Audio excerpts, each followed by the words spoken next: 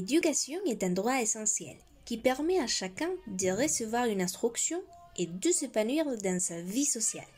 C'est l'apprentissage de diverses connaissances.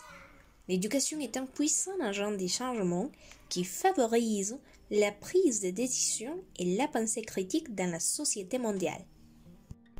En France, l'éducation est aussi un sujet important.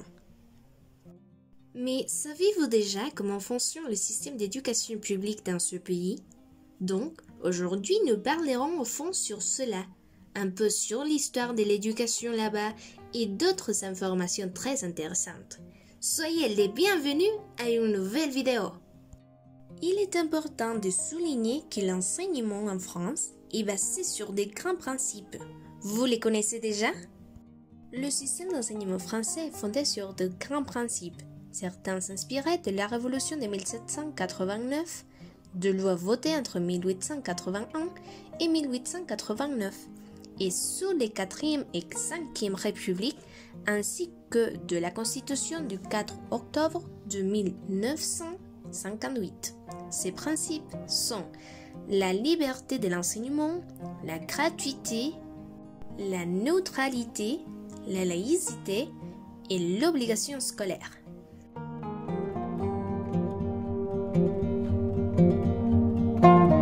Par rapport à l'histoire, que s'est-il passé pendant toutes ces années en ce qui concerne l'éducation en France? Nous allons voir une ligne temporelle laquelle nous aidera à visualiser l'éducation française au fil des années. En France, pendant longtemps, l'enseignement est laissé aux soins des institutions religieuses catholiques, depuis l'instauration des institutions jésuites au XVIIe siècle, pour les gens aristocrates et bourgeois, et des frères des écoles chrétiennes pour les enfants plus modestes. Charlemagne. L'école de la Troisième République voyait en Charlemagne l'inventeur de l'école gratuite et obligatoire. Pour gouverner son vaste empire, Charlemagne avait besoin de fonctionnaires qualifiés et de moyens pour exercer un contrôle politique et propager la foi chrétienne dans ses provinces. C'est pourquoi il mit en place un système éducatif élémentaire, gratuit et accessible aux gens de toutes conditions afin d'apprendre à chanter, lire et compter. Le Moyen Âge. Au XIIe siècle se produit une véritable révolution scolaire et voit un progrès dans l'instruction, c'est-à-dire l'apparition des universités. Les universités étaient structurées en 4 facultés, la faculté des arts, théologie, médecine et droit. Tant au Moyen Âge que pendant la Renaissance, l'enseignement se fait entièrement en latin. L'Ancien Régime. L'époque moderne voit se développer les petites écoles, destinées à donner une instruction de base aux enfants, lire, écrire et compter. Le roi Louis XIV obligeait les parents de France à envoyer leurs enfants dans les écoles paroissiales, c'est-à-dire les petites écoles. Cette obligation s'applique aux enfants jusqu'à l'âge de 14 ans. La Révolution française.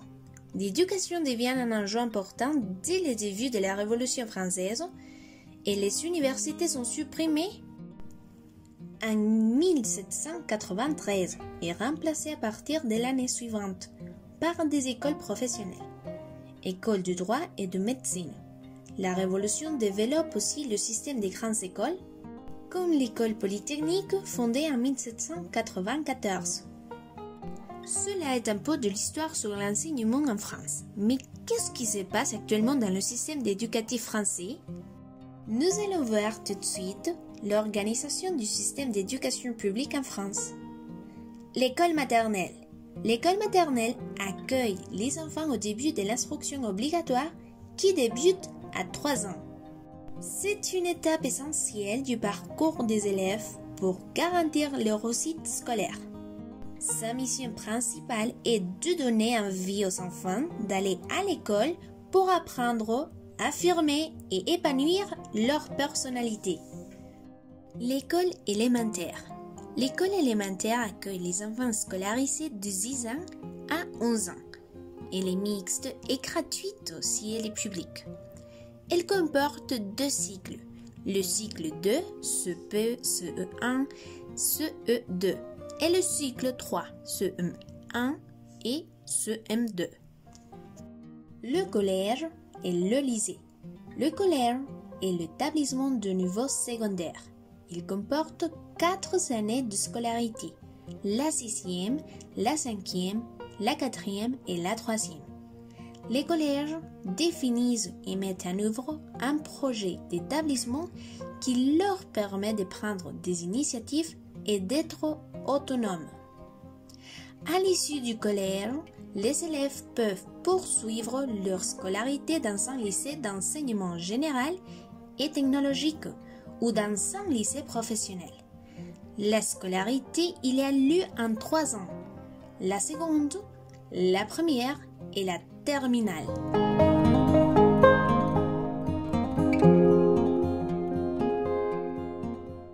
Les universités. Une fois diplômé du baccalauréat, vient le moment de s'orienter et de choisir l'établissement où suivre sa formation. L'admission est non sélective, c'est-à-dire tous les titulaires du baccalauréat ou d'un diplôme équivalent ont le droit d'y entrer sans sélection préalable, sauf dans certaines filières où le nombre de places est limité. En France, l'enseignement supérieur offre de nombreuses formations accessibles aux étudiants étrangers, qu'ils parlent français ou non. En France, on retrouve beaucoup de systèmes de bourses d'études permettant aux étudiants qui n'ont pas le moyen financier d'accéder à l'université ou certaines écoles. Il y a également la possibilité de demander des bourses pour les étrangers.